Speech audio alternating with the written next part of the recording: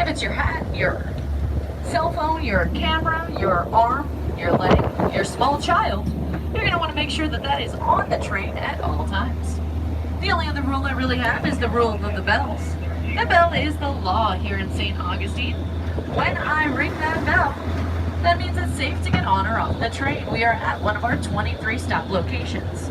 Just so you all know, we are not allowed to pick anybody up anywhere but our designated stops. That is the law in the city of St. Augustine to keep the traffic moving at a consistent speed. Each tour company has been given a set of designated stops. So for your own safety and to keep us moving throughout the day, pay attention for the bell to know when it is safe to get on or off the train. The city of St. Augustine was founded September 8th, 1565. Right over there, actually. That is the Mission Nombre de Dios. That is where Pedro Menendez and Father Francisco Lopez first arrived on the shores of St. Augustine. They got off their boats, they knelt down right about where the base of the Great Cross stands today, and they declared this land en el nombre de Dios y el nombre de España. In the name of God and in the name of Spain.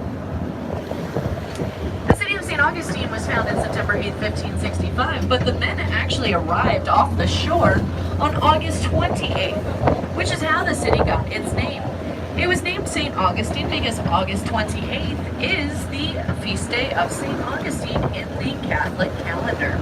St. Augustine, the patron saint of brewers, brewing, engineers, and philosophers. Pretty good patron saint of our city. But Pedro Menendez was not the first guy to arrive in La Florida. The first guy to arrive in La Florida and officially name the place was Ponce de Leon. Ponce de Leon arrived in 1513, looked around, saw the flowers in bloom, and named this place La Florida, the land of flowers. It was named after La Pascua de Florida, the celebration of Easter in Spain. Ponce de Leon started to walk around looking for something. Now, if you are like me and you went to elementary school here in the United States, you probably heard that Ponce de Leon was looking for the Fountain of Youth. But we all know very well that the Fountain of Youth is right here in St. Augustine, so what was he actually looking for? Turns out our elementary school teachers were lying. He actually was looking for gold. He was never looking for the Fountain of Youth. He had been looking for the Fountain of Youth. He never would have left the city of St. Augustine. Now, it's not actually that the elementary school teachers were lying. That's just a tour guide joke. Of course, it was a little bit of misinformation because there was one man who wrote a history book, and when he wrote that history book, he did not like Ponce de Leon, and because he did not like Ponce de Leon, he wrote that Ponce de Leon was an insane person who had no real goal in mind. He was just wandering around looking for this mythical Fountain of Youth. He was actually looking for gold and a place to set up a colony in La Florida. He never found either of those things. He never did set up a permanent colony in La Florida, and that left the claim open to any European nation. So the next person who arrived, Jean Ribault. Jean Ribault actually landed at a place he named Port Caroline. Port Caroline is just slightly north of Jacksonville, and turns out that was the very first permanent colony in the United States. Well, King Philip II was not so happy because Jean Ribault, he's French. He claimed this land in the name of France, and Spain lost its claim to La Florida. A few years later, Pedro Menendez arrived with 2 jobs because King Philip II sent him here to, number one, refound the city of St. Augustine, thereby reclaiming this land in the name of Spain. And job number 2, take care of the French problem.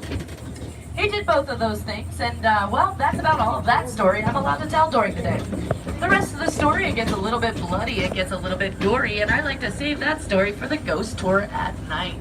We have one of the most authentic ghost tours in the city of St. Augustine. We take you to 3 locations that have been certified actually haunted. We tell you historical stories about the city of St. Augustine along the way. Stories that may have caused our incidents of the paranormal. So be aware of that. The city of St. Augustine, pretty darn haunted.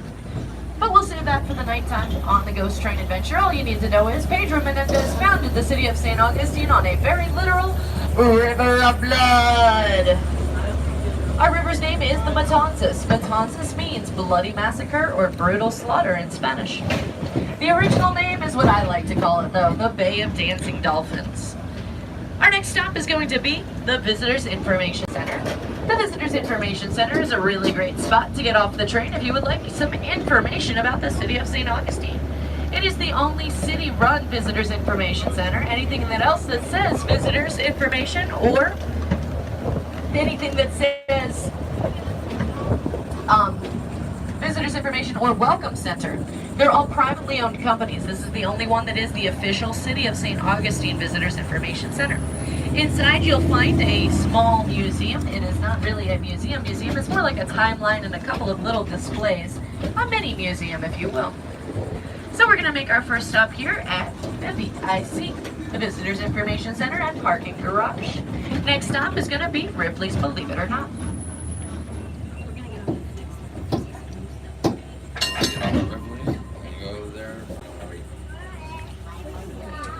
Nice clean bathrooms, cold drinks, all available at this stop.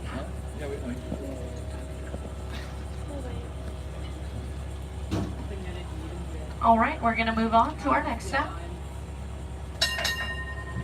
Ripley's Believe It or Not. Now this Ripley's was not always a Ripley's, believe it or not. It was originally a winter home for a man named William Warden. William Warden was a very wealthy kind of a guy. He got here when Henry Flagler was founding the Renaissance of the city of St. Augustine.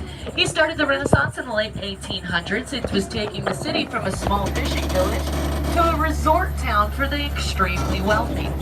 Because he wanted to attract extremely wealthy people, he made it very inexpensive for very wealthy people to do basically whatever they wanted. William Morton had always had a fantasy of owning a castle. When he got to St. Augustine, he realized he could do whatever he wanted, so he built a castle. That castle, right across the street at the Ripley's Believe It or Not Museum, is how it originally looked in the 1800s, before the Ripleys ever arrived. That castle, a beautiful place. It is now the first Ripley's Believe It or Not Museum. William Morton, when he was building this building, also had another fantasy. He always wanted indoor plumbing in his private residence. So he built a bathroom inside of the Warden Castle. It was one of the first private residences in the city to actually have indoor plumbing. He built one bathroom into his winter home. Now folks, this is the absolute scariest story I am allowed to tell during the day. So go ahead and hold on to your hats, hold on to your seats. It's about to get terrifying. William Morton lived in this house. He lived in this house for the winter months. He lived here with his wife, their 5 servants, and their 14 children! Dun, dun, dun. 10 of whom were girls. That is 21 people, all sharing one bathroom. Terrifying, if you ask me. Now, of course, they have put more bathrooms in since then. In fact, in 1925, when they realized that they could build more than one bathroom in a building, they abandoned the place. It sat abandoned for a couple of decades and earned itself a nickname in St. Augustine, the Castle of Doom! Yep, that is an actual nickname that this building was called. They were going to knock it down. And, well, obviously they didn't do that. It was saved. It was saved by Norman Baskin and Marjorie Keenan Rawling, who turned the place into a hotel. Robert Ripley himself actually stayed at this hotel, fell in love with the building, and offered to buy it. He wanted to make this the very first Ripley's Believe It or Not permanent museum. Because before that, they had been traveling. It was a traveling show, and right now we are celebrating the 100th anniversary of that traveling show by bringing it back. So look out for your hometown for the Ripley's Believe It or Not traveling show. And this is going to be our stop for the very first Ripley's Believe It or Not. We'll come later.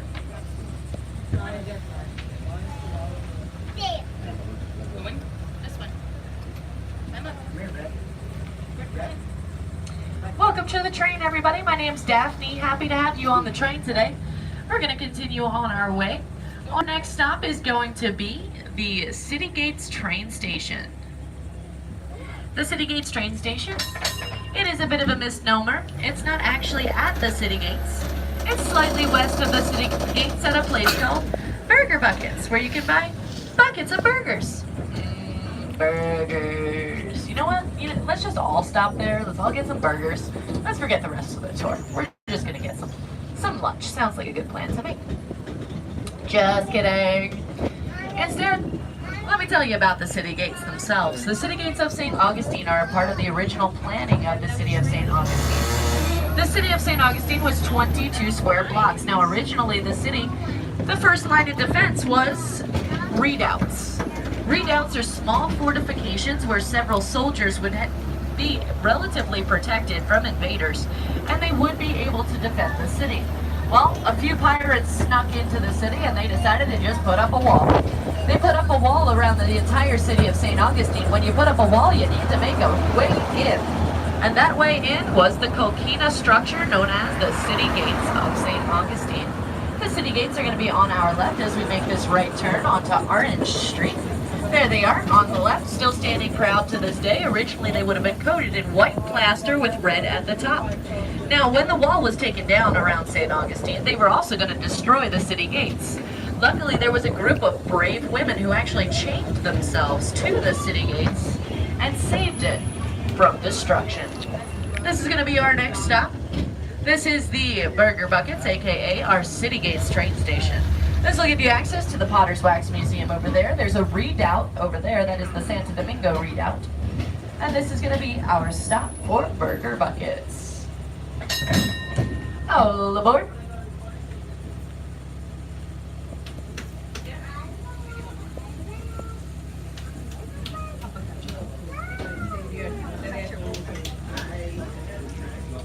Welcome to the train, everybody. Away we go.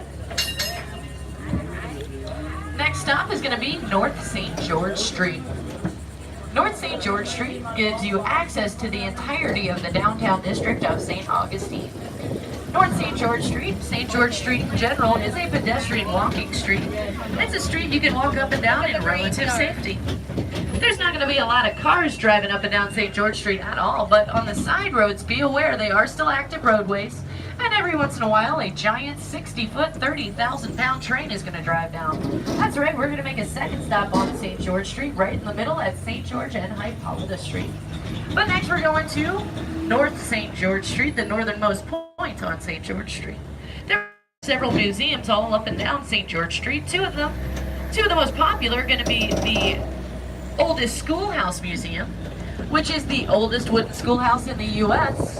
And then there's also the medieval torture collection, which is one of the largest collections of medieval torture devices in the world. Just don't ask me which one's which, because personally, I can't tell the difference. Medieval torture, school, it's all the same thing. But both of those museums are available to view on St. George Street. So let's make a stop there, shall we? After this, we're going to the Colonial Quarter Museum.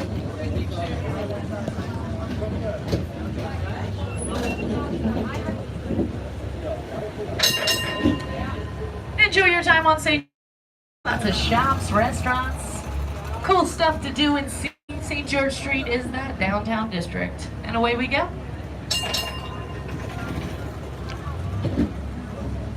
Next up, the Colonial Quarter Living History Museum.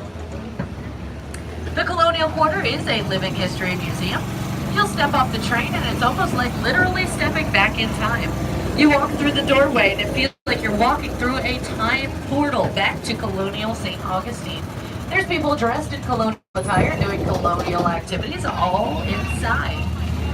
This stop will also give you access to the Pirate and Treasure Museum on our right, and then the Castillo de San Marco, which is on our left. Now I will make a stop at the Castillo, but it will not be until an hour into the tour, so be aware of that. If you wanted to go to the Castillo de San Marco early, this is going to be your stop. I'll pick you back up on the way around. The Colonial Quarter is quite a fun time. There's people inside doing blacksmithing, shipbuilding, woodworking, leatherworking, all sorts of different stuff. And ooh, a puppy! Alright, we're gonna get off on this one. Alright folks, this is gonna be our stop for the Colonial Quarter. If you're gonna go to the Castillo, please go to one of the two traffic lights and cross at the crosswalk. This is going to be our stop for Colonial Quarter, Pirate and Treasure, and the first stop for the Castillo de San Marco.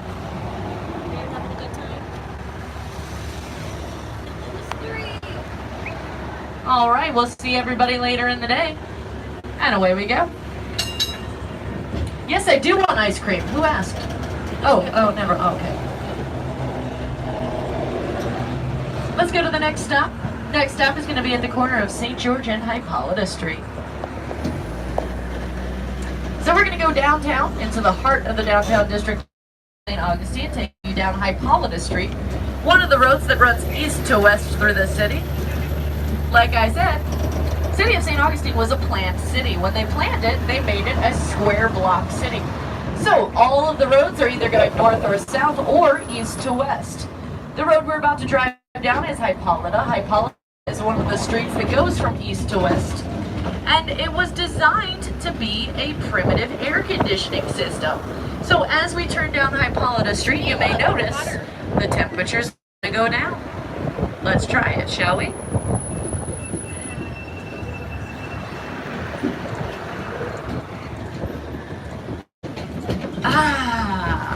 It's kind of amazing. It does actually go down about 3 to 5 degrees on the side roads of St. Augustine. That's because when they designed these roads, they designed them to be a primitive wind tunnel.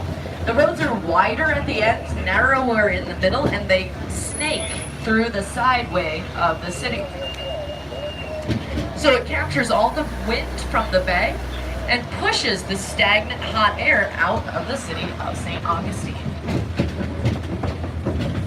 They didn't even know it, but it actually turns out to be a modern miracle because they didn't realize there was going to be about 300 tour guides walking around blowing hot air all over the place. Next stop, Hippolyta and St. George Street. We are currently on Hippolyta or Hippolyta, depending on where you're from. It was named after the Bishop of Hippo.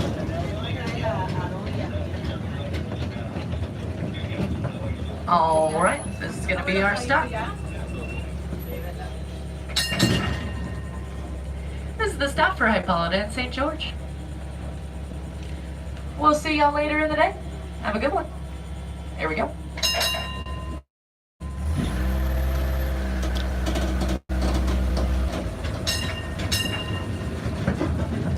All right, next stop is going to be at the Flagler Memorial Presbyterian Church.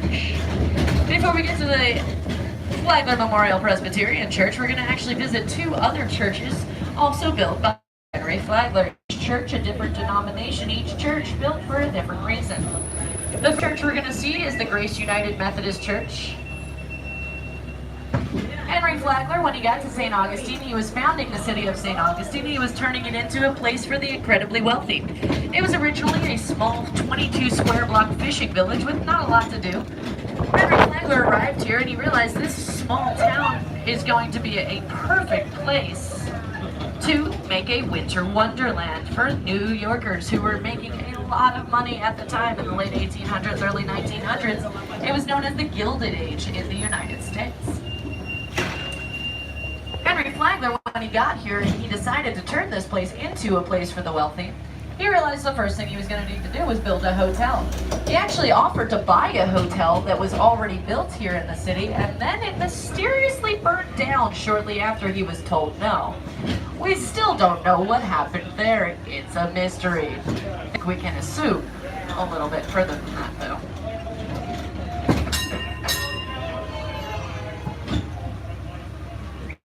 Now, Henry Flagler got here. He wanted to build that hotel, but there was a church on the piece of property that he wanted to build the hotel. And Henry Flagler was pretty religious. His father was actually a Presbyterian minister. So rather than just burn the church down, he offered to trade.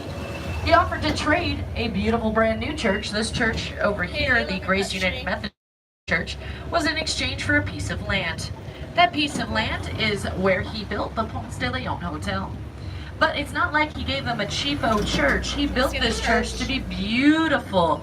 This is one of the few times a day you'll actually get to see inside because they just had a service. So you'll actually get to see inside of those large doors. The doors weigh about 200 pounds each. The terracotta is all imported from Italy, and it's a really beautiful place. Now the Baptists in town heard Henry Flagler was giving away churches. So they went to Henry Flagler and they asked, Mr. Henry Flagler, we don't have a church. Can we also have a church, please, and thank you, for free? Henry Flagler was like, sure, why not? What do you have to trade for it? They give me a piece of land. What do you have? Oh, we have to trade.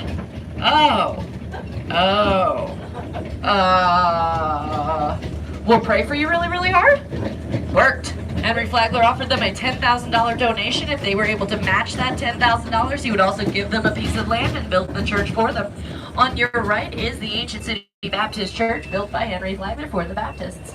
Now you'll notice the tower out front. They did get a rule, that rule when they built their church, because their church was going to be in between two other churches, they were never allowed to have a bell in their bell tower. To this day, they still have no bell in the bell tower. In fact, the mayor of St. Augustine recently gave them the Nobel Prize.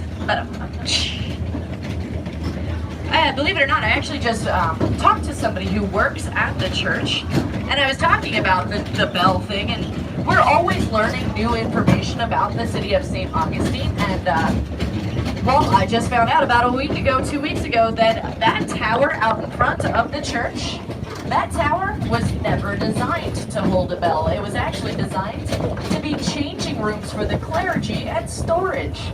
So they didn't even bother building a bell tower at all. On our right, this is the Flagler Memorial Presbyterian Church, and this is going to be our stop. They do have tours throughout the day, but it is Sunday, so they don't have tours until services are over for the day.